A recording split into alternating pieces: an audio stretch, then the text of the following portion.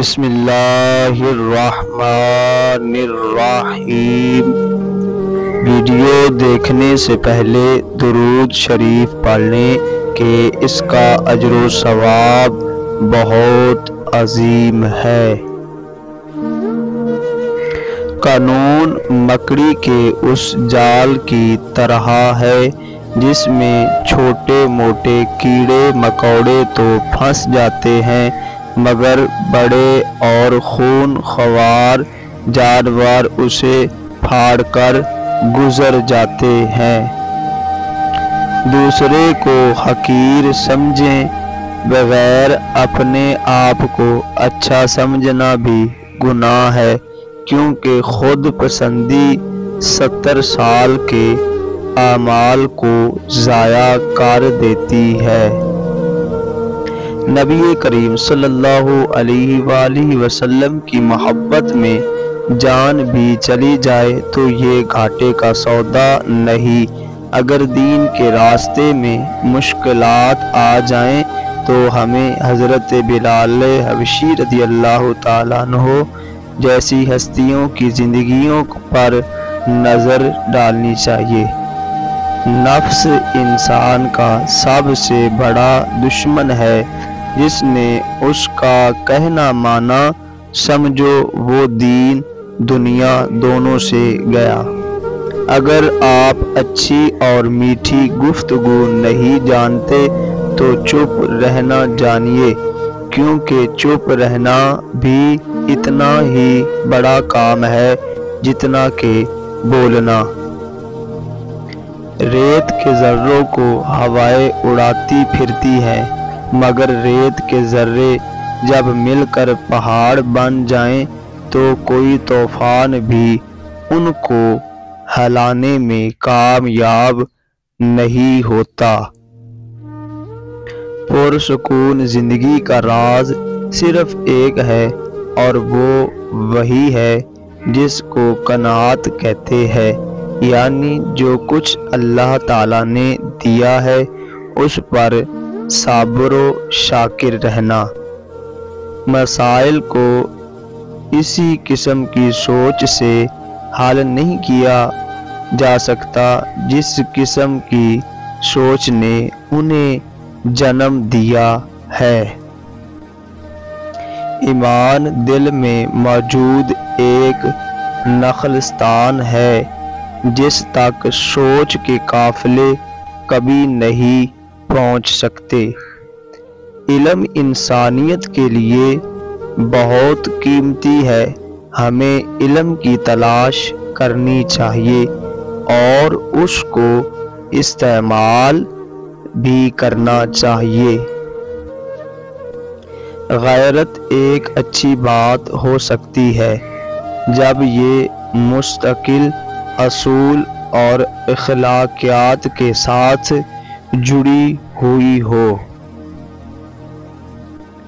زندگی میں صبر رکھنا اہم ہے، ہمیں غم و غصے کے وقت پر صبر سے بہت زیادہ کام لینا چاہیے۔ دولت سے کتابیں خریدی جا سکتی ہیں، علم نہیں۔ دولت سے اجسام خریدے جا سکتے ہیں لیکن احساسات و جذبات نہیں۔ حسد سے بچیں، کیونکہ حسد نیکیوں کو ایسے کھا جاتا ہے جیسے کہ آگ خشک لکڑیوں کو۔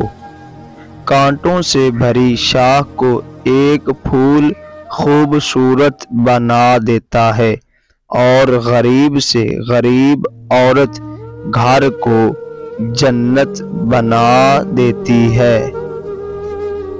جو شخص کسی دوسرے کے عیب چھپائے گا، اللہ تعالیٰ قیامت کے دن اس کے عیب چھپائے گا۔ اگر تو گناہ پر آمادہ ہے تو کوئی ایسا مقام تلاش کر جہاں پر اللہ کی ذات نہ ہو۔ جس سے کینہ رکھتے ہو اس سے محبت کی تلاش میں نہ رہو، اور جس سے بدگمان ہو اس سے خیر خواہی کی امید نہ رکھو، کیونکہ دوسرے کا دل بھی تمہارے دل کے مانند ہے۔ جس پر تمہارا بس نہیں چلتا اس پر غصہ کرنا عاجزی ہے، اور جس پر بس چلتا ہے اس پر غصہ کرنا پستی ہے۔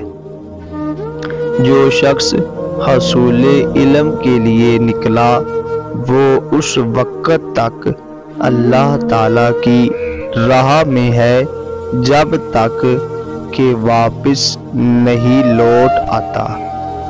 روز قیامت علماء کے قلم کی سیاہی اور شہداء کے خون کو تولا جائے گا۔ ایک گھڑی بھر علم کا حصول ایک رات کے قیام سے بہتر ہے، اور ایک دن علم حاصل کرنا 3 ماہ کے روزوں سے افضل ہے۔ جس آدمی کو موت آئی اس حال میں کہ وہ علم حاصل کر رہا ہو تاکہ وہ اسلام کو زندہ کرے، تو اس کے اور انبیاء کرام کے درمیان ایک درجہ کا فرق ہوگا۔ لوہے کے جوتے اور لوہے کا عصا بنا لیں اور علم کے لیے حصول میں شروع ہو جاؤ، یہاں تک کہ عصا ٹوٹ جائے اور جوتے پھٹ جائیں۔ تم علم سیکھو، اگر اسے یاد نہ رکھ سکو تو اسے لکھ کر اپنے گھروں میں بے شک رکھ لو۔ جس نے یہ خیال کیا کہ علم کی طلب میں صبح کے وقت جانا جہاد نہیں، تو اس کی رائے اور عقل میں نقص ہے۔ اگر ہماری ویڈیو اچھی لگے تو لائک، شیئر اور چینل کو سبسکرائب ضرور کریں۔ شکریہ۔